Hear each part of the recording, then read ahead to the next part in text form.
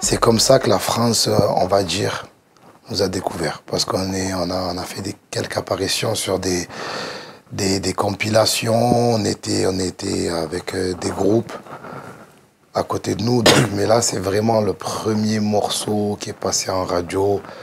Premier extrait du premier album des Psychiatres de la Rime. Psychiatres de la Rime, ouais. Ça te fait quoi de revoir ça hein? En 2016, il s'est passé beaucoup de choses depuis. Énormément de trucs. Mais il y a quelque chose qui me frappe, en fait.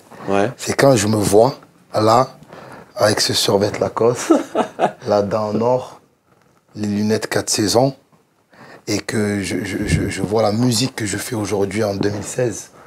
C'est-à-dire des morceaux comme Vaillant, ou des freestyles comme Araï, ou... je me dis en vérité, les gens qui pensent que j'ai changé, ils disent un peu de la merde. Ils disent toujours le même. N'importe quoi. J'ai l'impression. Franchement, là, je vois une crapule. Et aujourd'hui, quand j'écoute mes morceaux, je les sens crapules aussi. Ouais. Je sais pas si tu vois ce que... Ça a toujours été ton personnage dans les Psychiatres, en fait. Exactement, tu vois. Et ça me frappe parce que c'est vrai que quand même, tu vois, de l'eau a coulé sous les ponts. Et c'est marrant.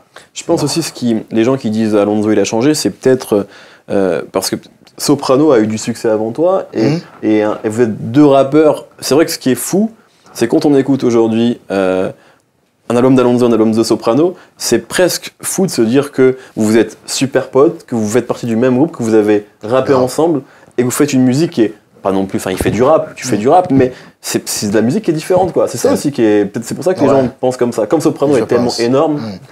Mais je pense que les gens disent que Soprano a changé aussi. C'est possible. C'est pas possible, c'est une certitude. Ouais. C'est une certitude. Ouais.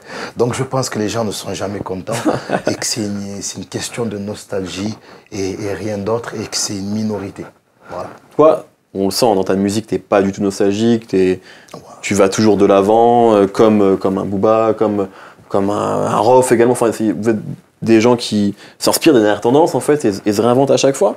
Est-ce que malgré tout, ça te fait quelque chose de revoir ça? Est-ce qu'il n'y a pas un peu de nostalgie? De se dire, vous étiez jeune, peut-être un peu plus naïf, un peu plus innocent, signé chez AKH. C'était aussi une période peut-être cool à vivre, j'imagine. Sincèrement, tu sais quoi, la nostalgie, en fait, c'est au tout début du clip, ça commence par Sia Style. Notre DJ qu'on a perdu l'année dernière, qui nous manque énormément. Et je t'avoue que quand je regarde le clip, en fait, je pense qu'à lui. Voilà, là, je regarde les images, pourtant, je vois des poteaux à moi que j'ai pas vu ça fait longtemps. Je vois des poteaux qui ont 4 enfants maintenant, mon quartier qui n'est plus le même. Mais là, je t'avoue qu'il y a que Sia qui attire mon regard. Voilà. Par rapport à ça et par rapport à lui aussi, est-ce que, c'est peut-être trop tôt, hein, mais est-ce que vous réfléchissez aussi justement au psychiatre, à la suite à donner à tout ça? Ou est-ce que vous n'y avez pas forcément réfléchi? Est-ce que vous dites qu'il faut continuer? Franchement, on ne s'est pas posé la question. Ouais. On ne s'est pas posé la question, je t'avoue, et je pense que le connaissant très bien, lui, là où il est, il aimerait juste qu'on garde le sourire, qu'on soit fort et qu'on continue à être soudés. Après, s'il faut qu'il y ait un album qui arrive, il arrivera. On laisse du temps au temps. Franchement, on n'y a pas réfléchi. Mais on n'a jamais été séparés. Psychiatres de la Rime, ça n'a jamais été un groupe cassé. Ça a été un groupe qui a pris l'initiative très tôt de mener des carrières solo et une carrière de groupe. Et ça, c'est important de le dire, parce que c'est vrai qu'on a l'impression que dans le rap, les groupes peuvent pas durer. Il y a toujours il y a des contre-exemples. IAM, par exemple, bon, même s'il y a eu des petits soucis, mais IAM est toujours là et continue à tourner. C'est un beau contre-exemple, mais sinon, il y a toujours un moment où ça pète. Et c'est vrai que les Psychiatres, vous avez du succès en plus. Souvent, ça pète avec le succès, avec des histoires qui arrivent. Et on a l'impression que vous êtes immunisés contre ça, quoi. Que ce qui vous lie est peut-être plus fort que ce qui pourrait potentiellement vous séparer. Je pense qu'il y a des liens familiaux déjà. On se connaît depuis le berceau. Tu vois, c'est pas un groupe... un tel vient d'un quartier, l'autre d'un autre quartier. Et, non, nous, on se connaît depuis notre tendre enfance. Et je pense que aussi, tu parlais d'IAM, c'est un modèle pour nous. Tu vois, IAM, pareil. Ils ont très très tôt alterné entre carrière de groupe et carrière solo. C'est très tôt, c'est vrai. Très tôt, tu vois. Il y a même des morceaux solo sur leurs albums. Exactement. Et nous, ça, on le fait depuis nos premiers albums. Des morceaux solo, on sort 2 albums de Psychiatre, ensuite Sopra, il sort un album, 3e album de Psychiatre, je sors mon premier album solo. Donc je pense que c'est un peu l'héritage d'Ayam. L'héritage d'Ayam qui a fait qu'aujourd'hui, voilà, on est solide.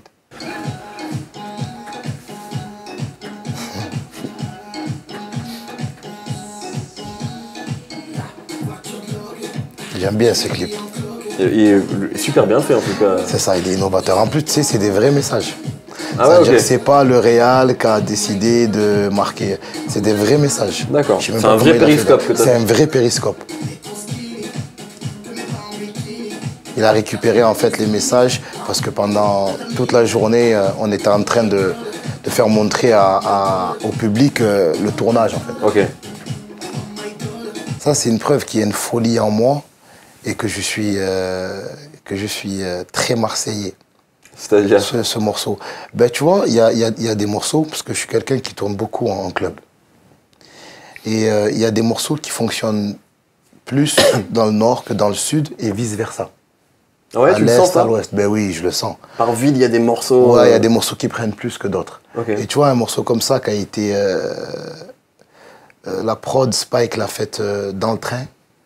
La mélodie, on l'a trouvée dans le train, on l'a écrit dans le train. On est arrivé à Marseille, on est allé au studio, on l'a enregistré, tu vois. Je trouve qu'il y a beaucoup de folie, beaucoup d'instantané. Ouais, c'est instinctif, on le sent. Ouais.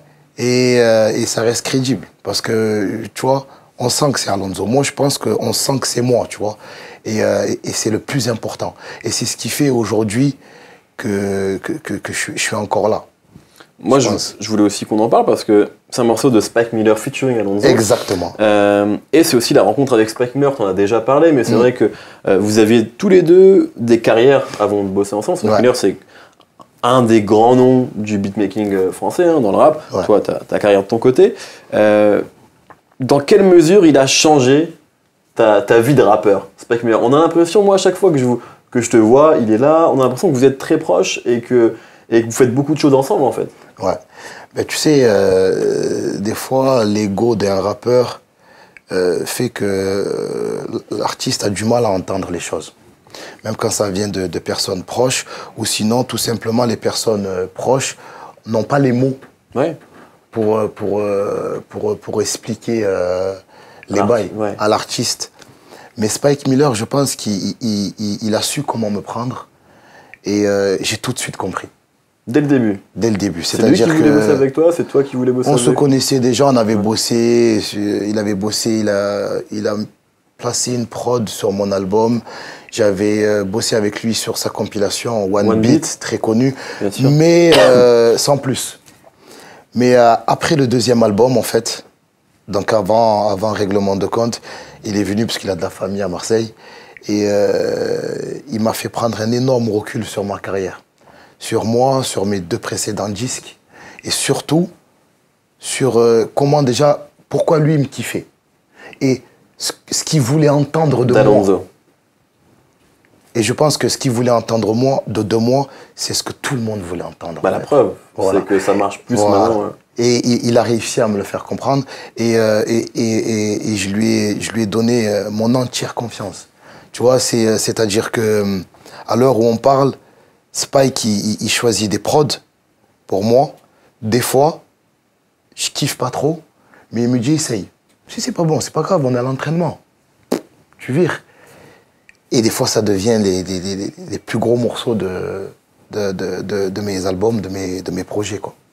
Donc voilà ce qu'il m'a apporté. C'est quoi le meilleur conseil qu'il t'ait donné?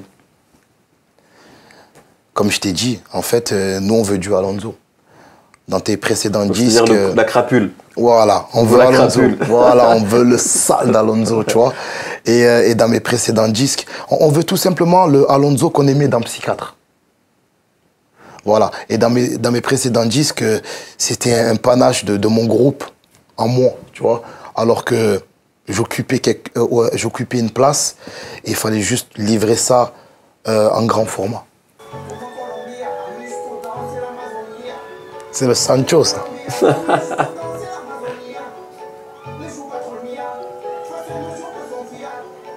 Incroyable l'histoire de ce jeune, quand même.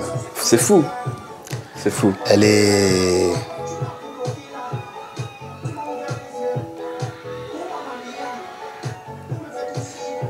Plus ce live, je ne l'avais pas vu. J'ai regardé la rediff sur Internet. Pareil, ouais, c'était un samedi sur France 2, fallait être devant. Ouais, t'es en tournée là à ce moment-là, t'es en boîte. Là. Déjà, et en plus France 2, c'est pas trop une chaîne que je mate. Qui est invité sur ton disque. Ouais. Et c'est pas la première fois que vous bossez ensemble. Hein. Non. Ça fait un moment que vous collaborez. Ouais. Là, Jul, sur France 2, chez Daniel Lombroso. C'est beau, c'est normal, tu me diras, vu son succès. Franchement, c'est magnifique. Et quand je l'ai vu, je te dis la vérité, hein, ça m'a mis des frissons.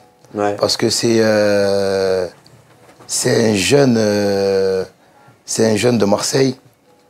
C'est pour moi, sincèrement, un génie parce qu'il bosse tellement qu'il ne se rend même pas compte de ce qu'il fait, de son succès et de ce qu'il procure aux gens qu'il aime. Mais c'est le sentiment qu'on a. On a l'impression que c'est quelqu'un qui travaille vachement à l'instinct. Moi, je ne l'ai jamais rencontré. Qui travaille vachement à l'instinct, qui travaille tout le temps et qui ne se rend pas compte, effectivement, que ça fait des millions de vues. J'ai même l'impression qu'il s'en fout. Moi, c'est l'image qu'il est content, mais je ne l'imagine pas en train de checker le nombre de vues tous les jours. J'ai l'impression qu'il est vachement naturel avec tout ça. Je pense que c'est quelqu'un qui compte à la fin, en fait. Ouais. Donc là, il a pas fini son boulot. Tu vois ce que je veux te dire? Et c'est beau. Et moi aussi, je pense comme ça. Tu vois? Et c'est fort. Tu sais, là, je regarde la vidéo, je sais pas quel artiste il y avait avant, tu vois? Mais quand je vois le public, il est hystérique. En tout cas, c'était pas un truc de rap. Hein. Et effectivement, le public est hystérique. C'est pas un truc de rap. Il fait pas beaucoup d'apparitions, tu vois? Et c'est fort. Tu dis c'est un génie. Toi, tu le vois. Moi, je te dis ça parce que moi, je l'ai vu en studio. Ouais. Et c'est vrai que les fans de rap pur, les amateurs de rap, des fois, ils ont l'impression que c'est facile. Ce que fait lui, ce que fait Jul. Ce que fait Jul, c'est-à-dire ses prods, ses textes, ses mélodies. Mais le plus dur à faire, c'est la facilité. C'est le plus dur à faire. Et ils s'en rendent pas compte. C'est comme un joueur de ballon qui va tripoter et qu'à la finale, il n'a pas vu qu'un gars est démarqué. Il a raté toute l'action. Alors que, par exemple, un Zidane, un amorti, il va lever la tête en une passe. Il va éliminer peut-être 5 joueurs. Et c'est facile parce qu'il n'a pas tripoté. Il a envoyé une passe. Mais qu'est-ce que c'est dur de faire ça? C'est le plus dur à faire. Et c'est ce que fait Jul. C'est Zidane, Jul. C'est ce que fait Jul, ça fait 2-3 ans. Tu vois, Jul, les gens... Ouais, pourquoi pas? Pourquoi pas? C'est un meilleur des compliments. Je pense que pour sa génération, en tout cas, pour les gens qui l'écoutent actuellement, tu vois, les 70 000 personnes qui se déplacent en une semaine pour aller chercher son disque, je pense que c'est pour eux, Jul, c'est Zizou, c'est Ronaldo, c'est qui tu veux, tu vois ce que je veux te dire? Après, voilà, chacun a son public, tu vois. Mais en tout cas, c'est fort ce qu'il fait. Et moi, je félicite ça. Vous avez, comme je l'ai dit, c'est pas le premier morceau que vous faites ensemble. Donc là, sur l'album, il y a un morceau sur Avenue Saint-Antoine. Je t'ai déjà posé cette question sur ailleurs, mais c'est la mode des projets communs. Ouais. Voilà. Bon, il y a Drake Future, il y avait Jay-Z Kanye il y a quelques temps. On parle de J. Cole et Kendrick, Big Sean, Jhené Aiko. Bref, il y en a plein. Il y a plein de gens qui rêvent de ça, qui rêvent d'un Alonzo Jul. J'imagine que je suis pas le premier à t'en parler. Beaucoup. Est-ce que c'est quelque chose, bien sûr tu vas pas me dire, mais est-ce que vous en avez déjà parlé? Est-ce que ça pourrait se faire à une époque où les projets sortent plus rapidement, plus facilement? On a l'impression que c'est plus simple qu'avant, quoi. Ouais, surtout qu'en plus moi je suis à... Toi t'es productif, lui aussi. Voilà, lui aussi. On en a déjà parlé, mais en fait on s'est juste dit, il y a beaucoup de gens qui demandent ça, mais en rigolant. Mais je pense qu'on est tellement occupés, tu vois, chacun a tout pété, qu'on n'y pense pas. Vous êtes productifs tous les deux, 2-3 jours en studio, il fait des prods, tu rappes, tu vois, ça va vite. Mais en tout cas, ça serait une confrontation de génération, ça serait deux figures de Marseille, ça serait vraiment beau. Mais je t'avoue qu'on n'y pense pas, mais si un jour, en tout cas, ça se fait, En tout cas, pour ma part, j'aimerais qu'on prévienne personne et que les gens ils se lèvent un matin et qu'on leur dit télécharger ce disque, voilà. Mais Franco, c'est pas à l'ordre du jour. Voilà. Attention, c'est extraordinaire, je te le dis. Qu'est-ce que c'est?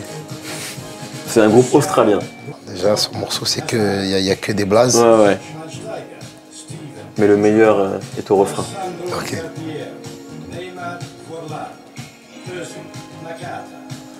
Tu m'as dit, ça vient de quel pays? Australie.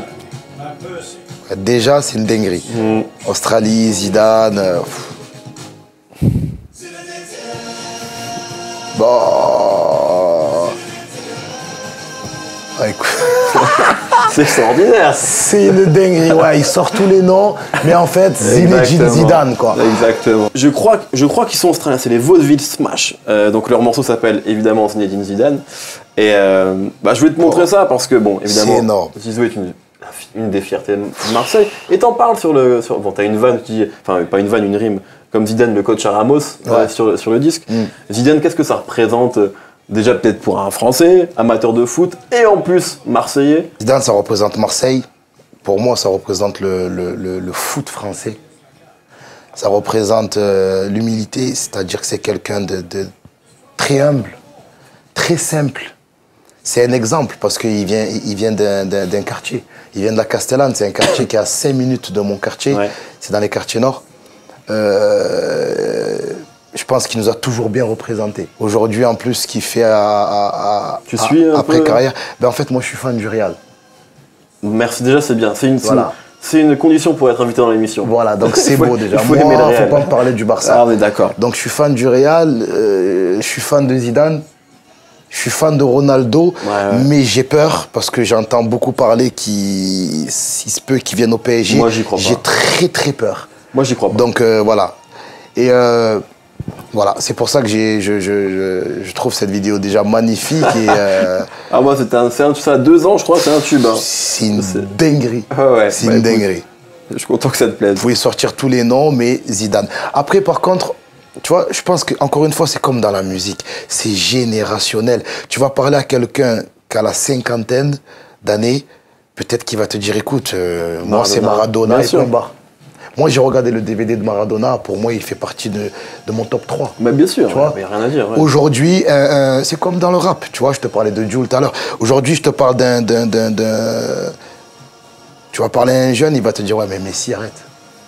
Tu me parles de Zidane, mais tu vois ce qu'il fait, Messi? Voilà. Ah, son top 3, toi, de rap. Bon, tu peux en donner un ou t'es trop dans... De rap français? De rap français, ouais. Oui, je peux te donner. Peut-être dans le... AKH peut-être, Shuriken ou les... moi en fait j'essaie de regarder en fait du début jusqu'à la fin. Tu vois, ça c'est important. Donc franchement quand je te juge comme ça, j'ai commencé le rap à 12 ans. Aujourd'hui j'en ai 33. Et quand j'avais 12 ans, il y a quelqu'un qui existait.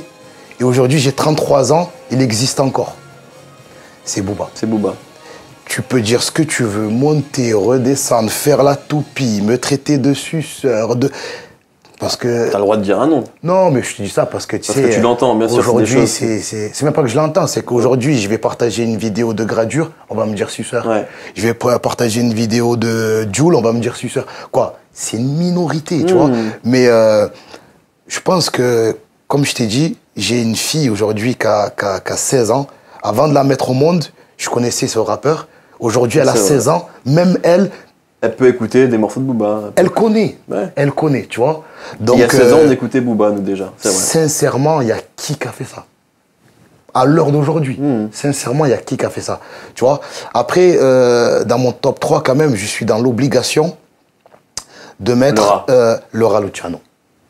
Tu vois, Laura Luciano, aujourd'hui, c'est la vie qui a fait que peut-être on l'entend moins. Parce qu'il y a des priorités dans la vie, tu vois. Peut-être qu'il est plus proche de sa famille, ou peut-être qu'il a décidé de faire des enfants, je sais pas. Mais ce que quand même Laura a fait, tu vois, je sais que Booba, On n'en a jamais parlé. Hein. Mais il l'a dit, Booba, de toute façon. Mais il a été marqué par... Tu vois, c'est le rap, ce qu'il a fait au rap français. En peu de temps, finalement. En peu de temps, je pense qu'il n'y a personne qui pour moi, hein, qui a fait ça. C'est trop. C'est trop. Le rap, c'est trop. Tu vois, c'est une légende. C'est trop. Tu vois, c'est voilà, c'est abusé.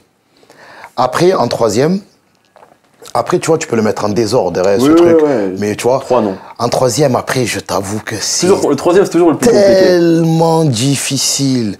C'est tellement difficile que je suis obligé de partager ce trophée, entre guillemets, entre Lino, qui pour moi a été un très grand choc dans ma carrière. Ouais. Un très très grand choc, monsieur Lino. C'est avec Akhenaton, qui est... Il faut lui faire une statue à Marseille à un moment donné, à Akhenaton. Dans le rap français tout court. Hein, tu vois, Demain c'est loin. Son couplet sur Demain c'est loin, c'est pas humain. Pour moi, c'est le plus grand couplet de l'histoire du rap français. C'est pas humain. C'est trop. C'est incroyable. C'est voilà. Donc et après il y en a beaucoup, Lino. Et bon, j'en ai deux en commun avec toi. Et après, tu vois, quand je repense au premier album de Shuriken, c'est tellement un sans faute que je me dis, c'est un truc de fou de pas mettre Shuriken, tu vois. Donc voilà, la troisième place, je pense qu'elle elle est partagée entre Lino, AKH et Shuriken quand même, parce que je crois que c'est l'album solo le plus parfait. Voilà, où je vis le plus parfait de l'histoire du rap français. Voilà. Après, il y en a beaucoup que je kiffe, mais là, je t'ai mis pour moi, pour Alonso, la crème de la crème de la crème de la crème de la crème. C'est beau. Voilà. Je sais pas, toi, non, si tu as le droit de dire ton avis. Ah si, je dis. Non, Akhenaton. Ouais, mais ça va, il est dans mon... Ça a été incroyable. Booba, que t'es obligé de mettre vu la carrière. Et moi, mon choix du cœur, c'est Danny Dan. Ok, tu vois. Mais c'est pas mal. Non, c'est vrai que Danny Dan, quand même, il m'a mis des gifles. Mais voilà. Oh, c'est une... moi, je les kiffe, ces jeunes. Tu vois, je connais pas. J'en ai entendu parler, je te cache pas. Mais c'est la première fois que je regarde. Eh ben, parfait. Ils tentent tout, les mecs.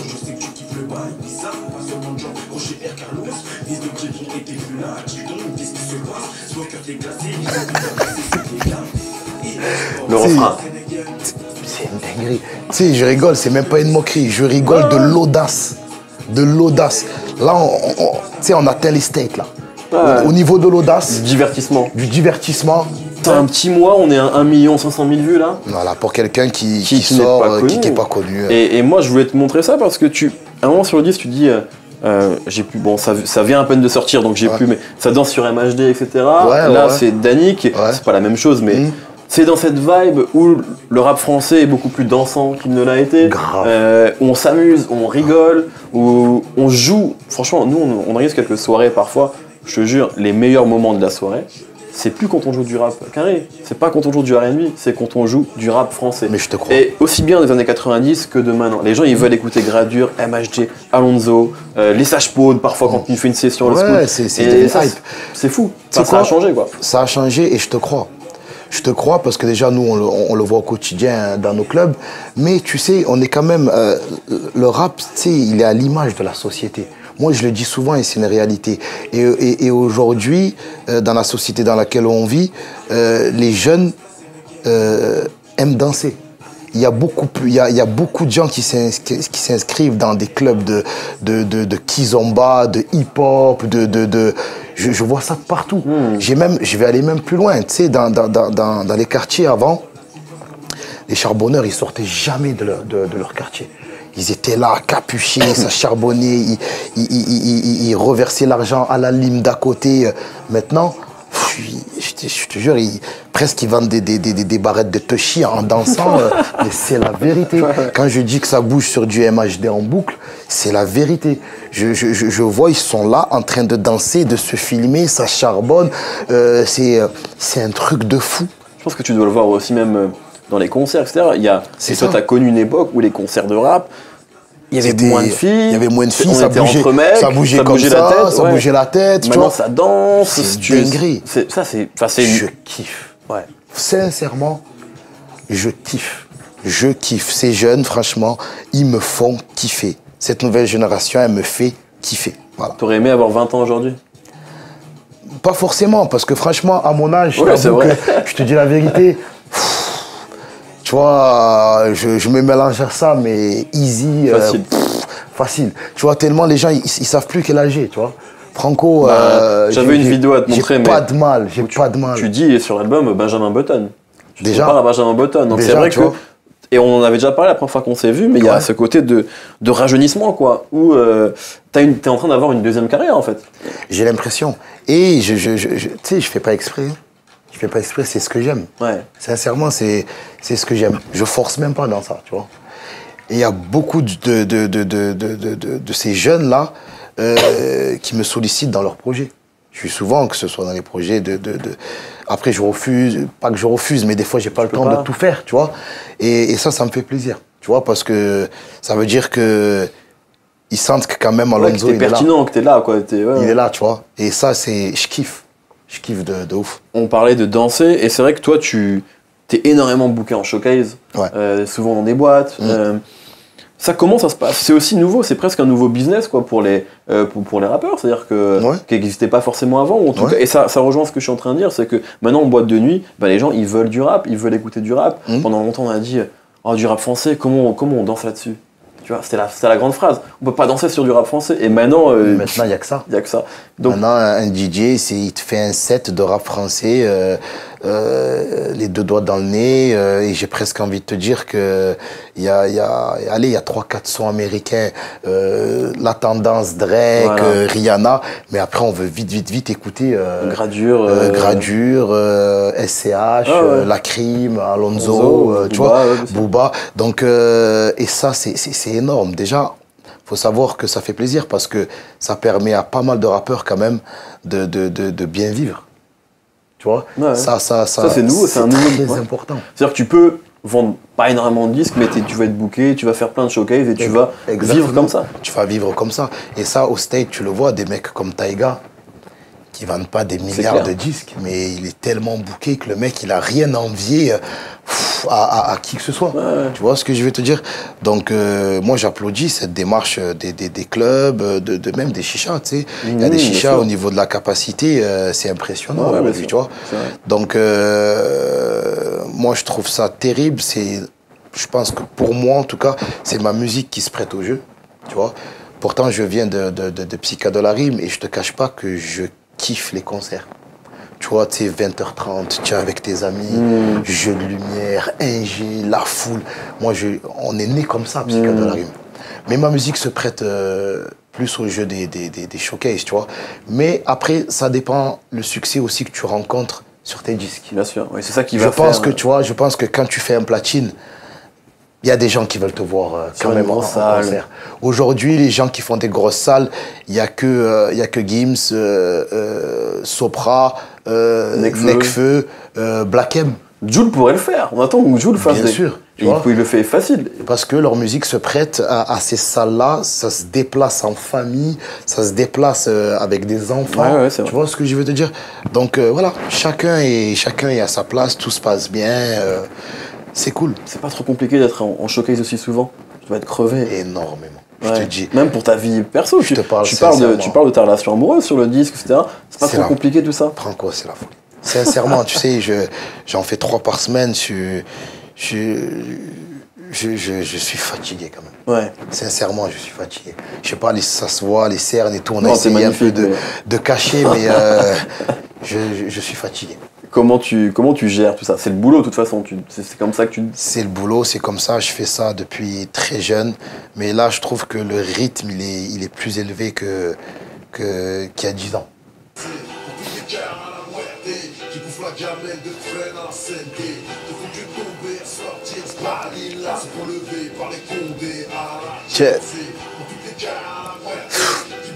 Tu fous.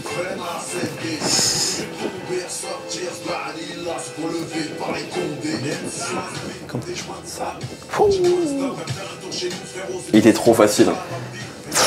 Il l'est sûrement toujours d'ailleurs.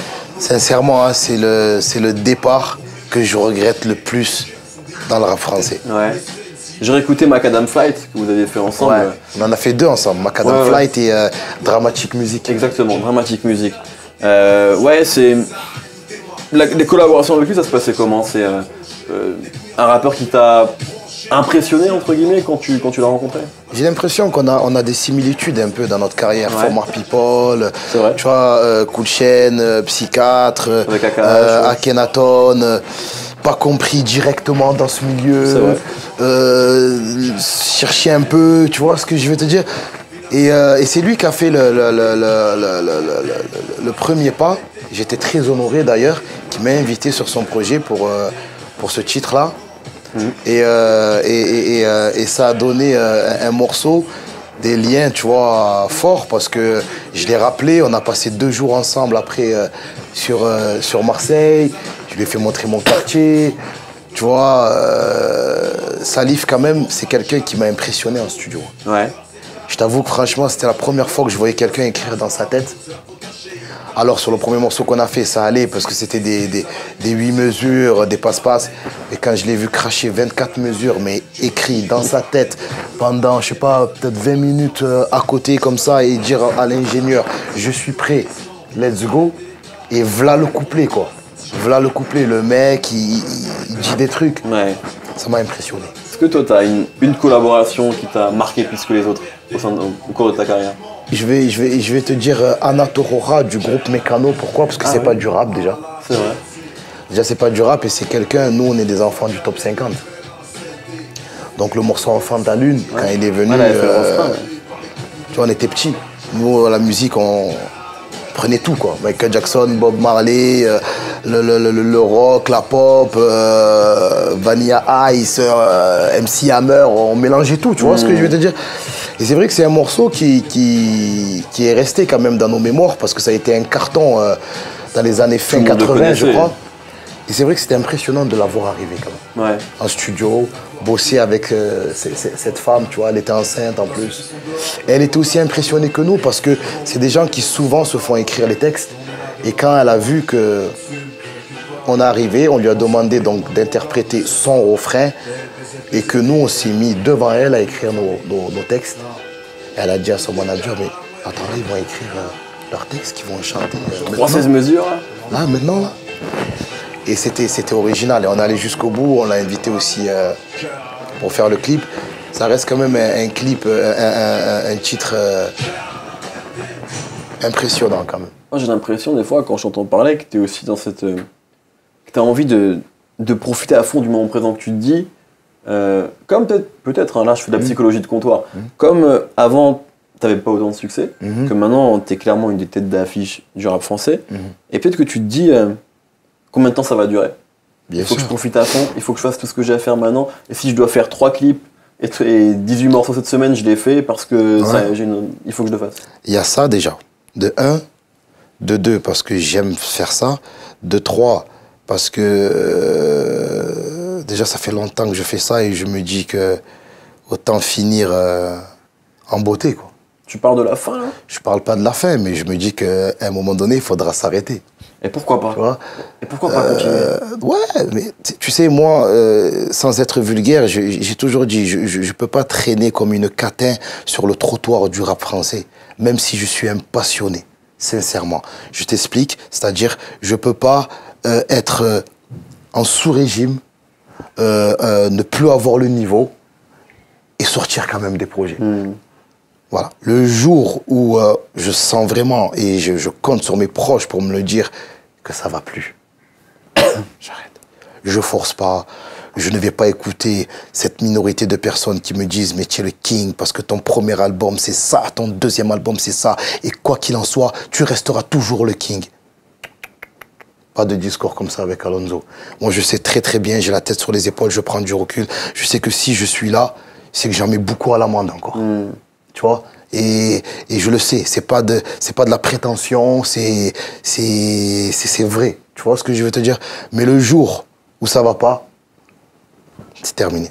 Donc voilà quoi, c'est pour ça que je te dis, finir en beauté, mettre tout mettre. Voilà, comme tu as dit, il faut faire 3 clips, je l'ai fait. Parce que ça ira encore longtemps, hein. Dr. Dre a sorti un disque à 50 ans. Ah hein. oui, bien sûr. Imhotep, il va faire un Bercy, il a 55 ans. Exactement, AKH, son dernier album, il avait 46 ans. Voilà, aujourd'hui il en a 48 et il fait des tournées en Chine. Voilà quoi. Bon, au top, merci beaucoup. Merci à toi. C'était un plaisir. Cool.